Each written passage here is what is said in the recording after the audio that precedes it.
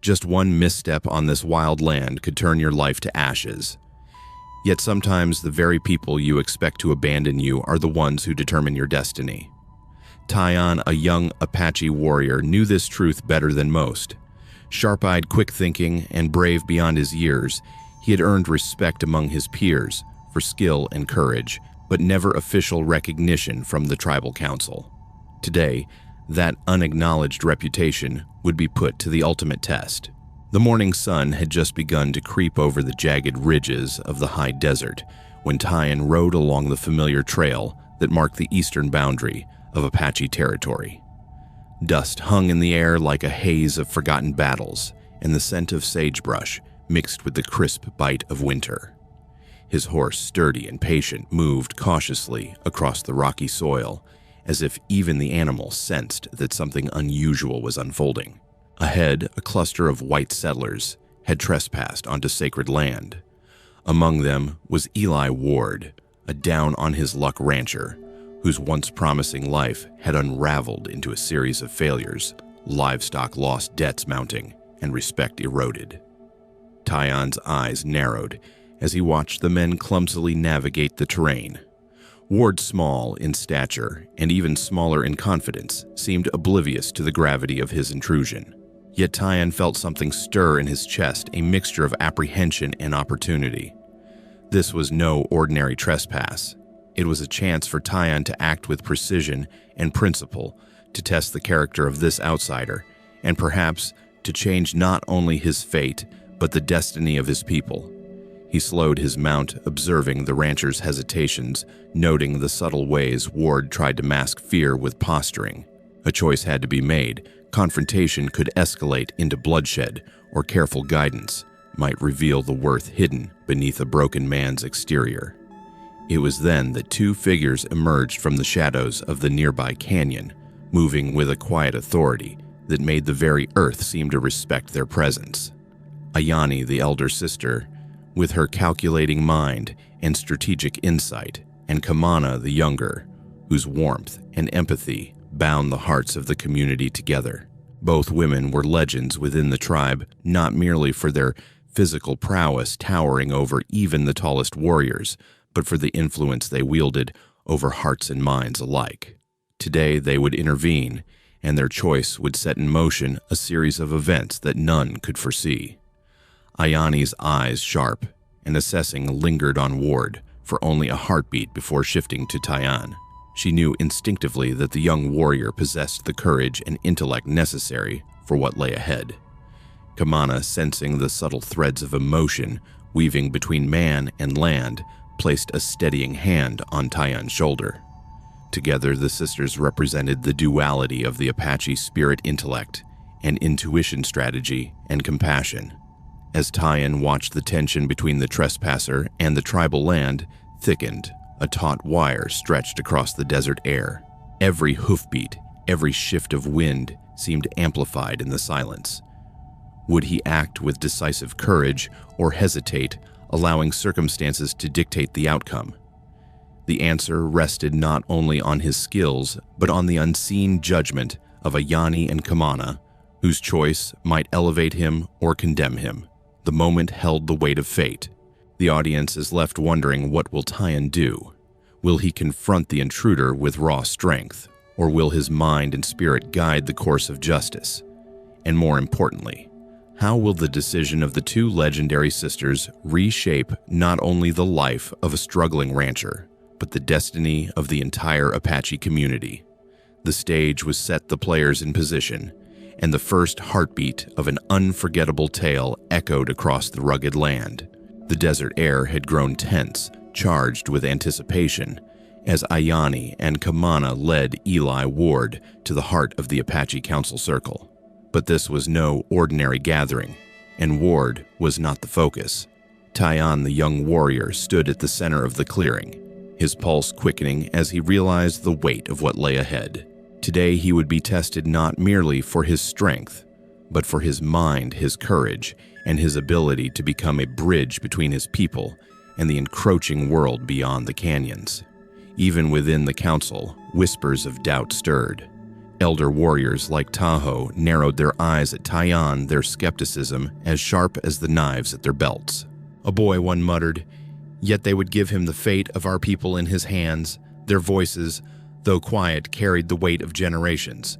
The council was accustomed to tradition, and tradition favored experience and caution over youth and instinct.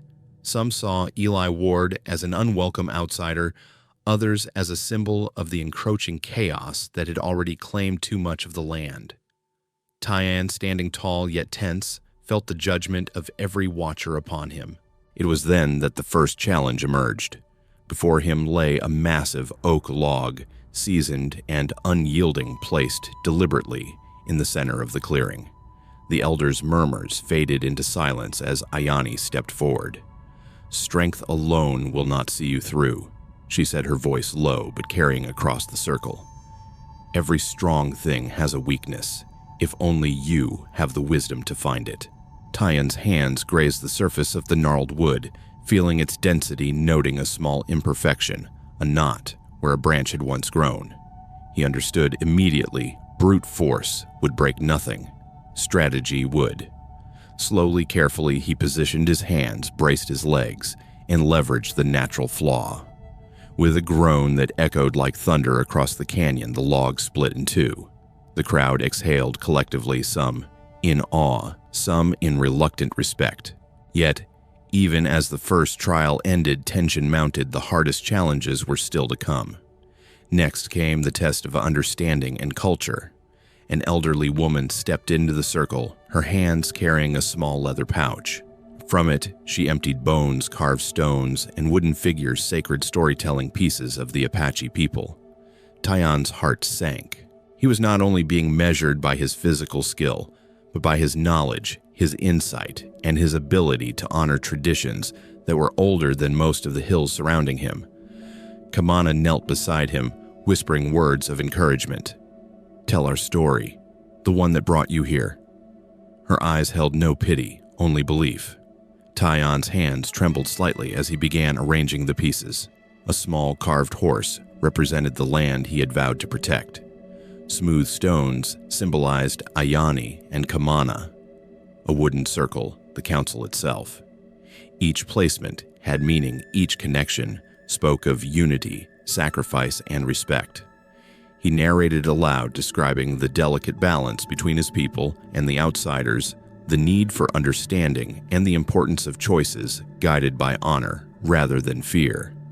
The council watched in tense silence. Even Tahoe, previously vocal in his doubt, leaned forward, scrutinizing each gesture, each word. It was clear Taiyan was not just performing a ritual. He was proving that wisdom, insight, and respect could outweigh mere strength or age. For the audience beyond the canyon, the lesson was unmistakable.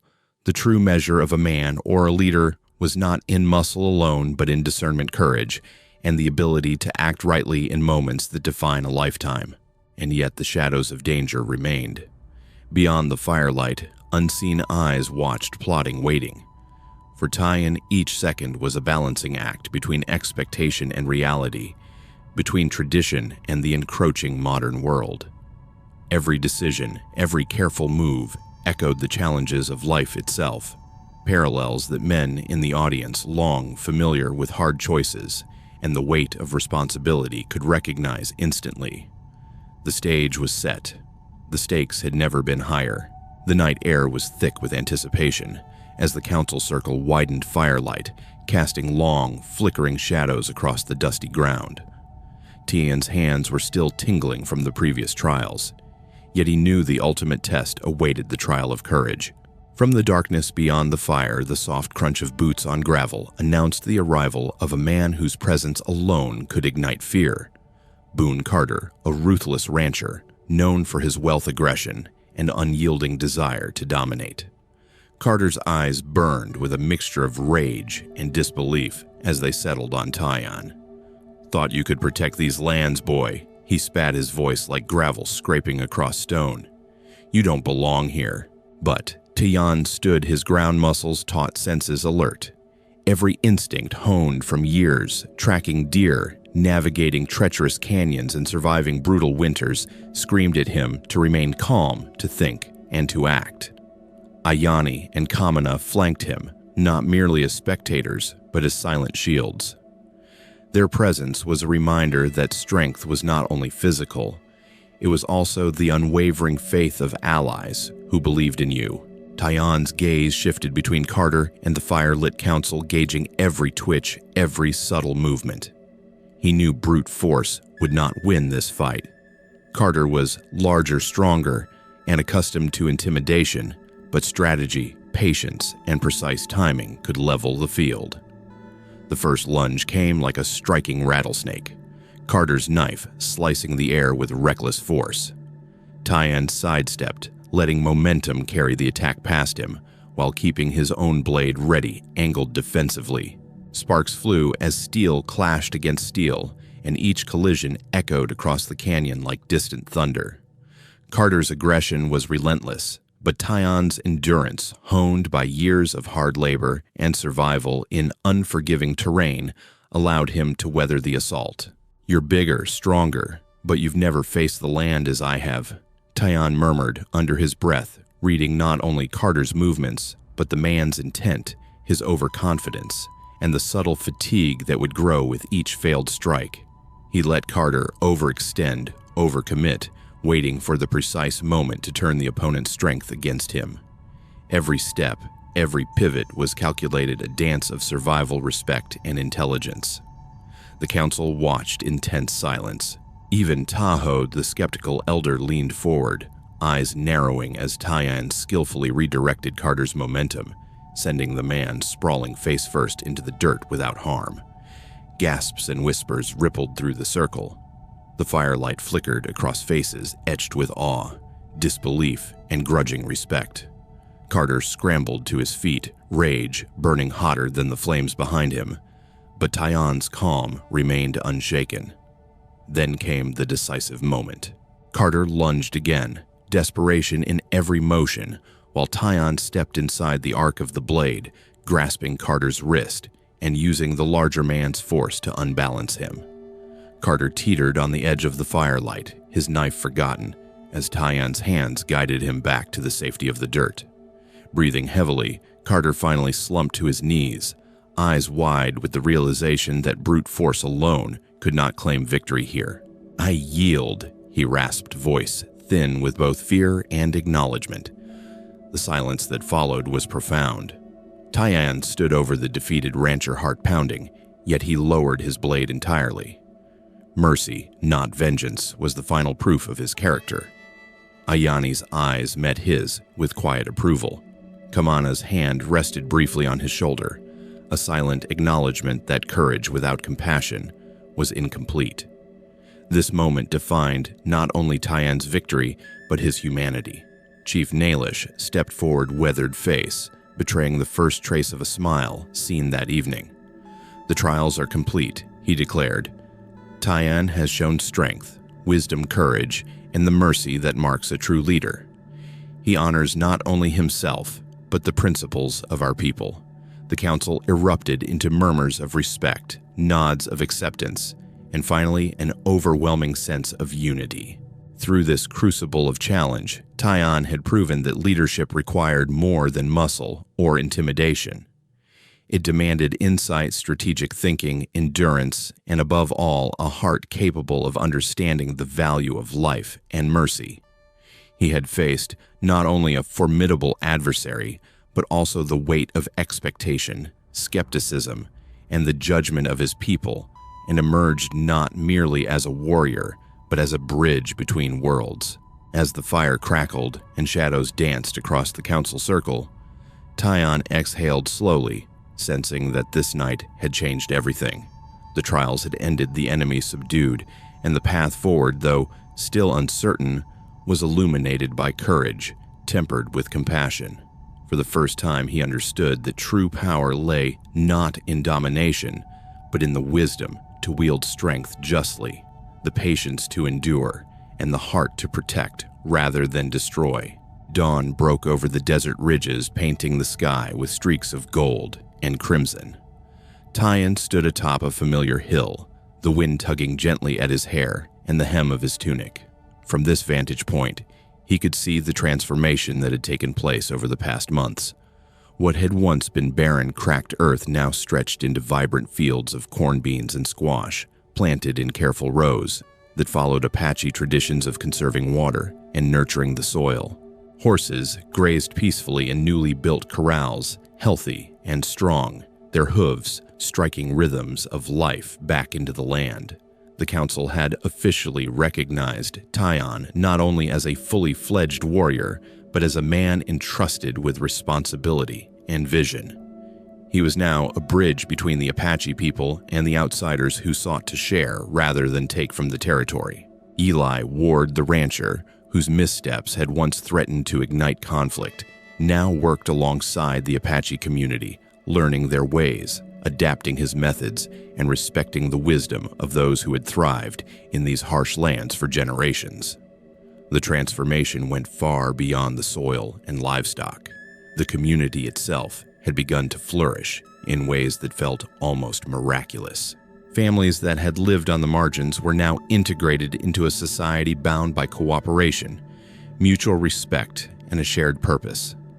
Children played freely near the firelight of communal gatherings. Elders shared stories that stitched past and present together, and traders from neighboring territories came to witness the harmonious success of a people who had embraced change without sacrificing identity. For Tyon, the shift was equally profound. The weight of responsibility that had pressed upon his shoulders during the trials now felt like a mantle of honor. No longer the young warrior whose courage had been questioned, he had grown into a man whose decisions carried real consequence.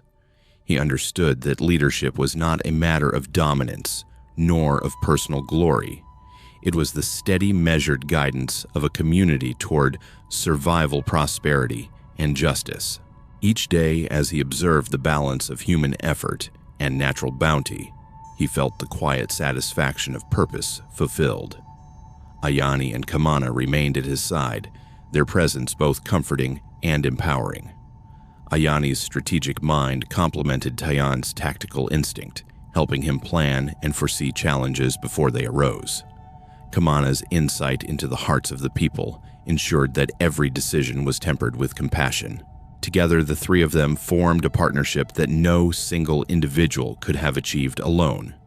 Their connection went beyond alliance. It was rooted in trust, loyalty, and mutual respect, a bond that inspired the entire community to rise above old prejudices and fears.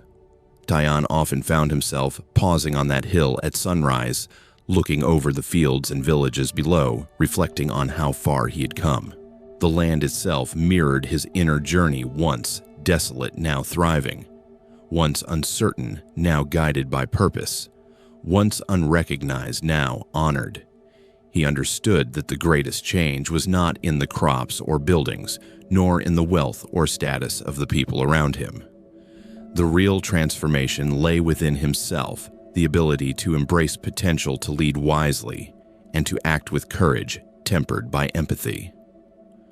For the audience watching this unfold, the lesson was clear. Life, like the unforgiving landscape of the West, tests those who dare to stand and act. True growth comes not from brute strength or luck, but from the commitment to become the person you were always capable of being. Tyon's journey was a testament to the enduring power of patience, wisdom, and the courage to face challenges head-on, guided by both heart and mind. As the sun rose higher, Tyon's eyes lingered on the thriving community below. Children laughed, elders nodded approvingly, and the lands they had once fought to protect now flourished under collective effort. Ayani's hand brushed against his Kamana's eyes held his in a silent affirmation. In that moment, he understood victory was not in defeating an enemy alone, but in creating a world where survival, justice, and humanity could coexist. The desert, once harsh and unyielding, had become a living testament to resilience, vision, and the strength found in unity. Night had fully claimed the desert, the stars glittering above, like scattered jewels across a velvet sky. Around a crackling fire, Tyon, Ayani, and Kamana stood together, the flickering flames casting warm light on their faces and illuminating the gathered community. The trials had ended, the threats had been faced, and the land, once harsh and unforgiving, now thrived. But the true transformation was not only in the soil or the livestock. It was in the hearts and minds of those who had endured the journey alongside them. Tyon, the young warrior, who had once been doubted, now stood recognized not just as a fighter, but as a leader, in a bridge between the Apache people and the outsiders who had learned to respect their ways. He had proven in ways visible and invisible that courage, intelligence, and principled action could alter the fate of an individual and the destiny of a community. Every choice he made, every calculated move in the trials, had demonstrated that true strength lies not merely in muscle or wealth, but in the wisdom to act rightly under pressure. The night was alive with reflection. Tyon's quiet acts of integrity, the care he showed for the land, the empathy extended to both his people and outsiders, the patience with which he approached every challenge had all been seen, remembered, and honored. Even the smallest gestures mattered. The community understood now that honesty, kindness, and patience, though subtle, were forces capable of shaping trust, respect, and loyalty across generations. What might have seemed insignificant to one person could ripple outward, influencing many and leaving an enduring legacy. Ayani and Kamana stood beside him, a reminder that unity and collaboration amplify individual courage. Ayani's sharp mind had guided strategy and foresight, while Kamana's intuition and compassion had nurtured bonds and inspired confidence in those around them. Together, the three had formed not just a triumphant team, but a symbol of balance, intellect, and heart action, and empathy, strategy, and care. Their partnership had shown that shared purpose and mutual respect often accomplish what brute force alone cannot. As Tyon scanned the circle, he saw a transformed community. Children laughed freely, chasing each other across the desert soil, while elders shared stories that connected past and present. Families worked together tending to crops, livestock, and each other with renewed energy and commitment. Outsiders like Eli Ward, once a source of tension, now participated in the exchange of knowledge, learning the Apache ways, and contributing to a shared prosperity.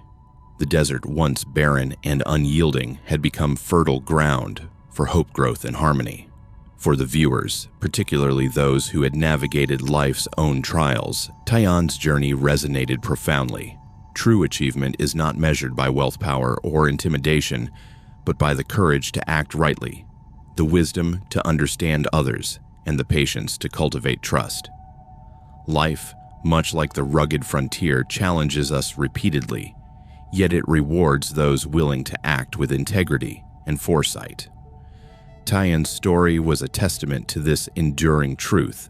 Potential can be realized when fear is met with resolve, when intellect guides action, and when heart tempers strength. The firelight flickered, reflecting in Tyon's eyes as he contemplated the journey that had brought him here. Ayani's confident presence and Kamana's gentle reassurance reminded him that victory is not solely about conquest, but about the creation of a community bound by respect, trust, and shared purpose. Together, they embodied the principle that leadership and courage flourish most when guided by empathy, patience, and moral clarity. As the desert night embraced them, Tyon, Ayani, and Kamana exchanged a silent glance of satisfaction and acknowledgement. The trials had tested not only bodies, but hearts and minds, and the lessons learned would ripple across the generations. To all who had followed this tale, the message was clear. Courage, wisdom, and compassion can change destinies, foster trust, and bridge divides once thought unassailable. If the story of Tyon and these two Apache warriors inspired you, the voice concluded softly, carrying across the circle. Please follow Epic Western Stories. Share, like, and comment below to discover more tales of courage, honor, and humanity on the frontier. Thank you for joining us on this journey.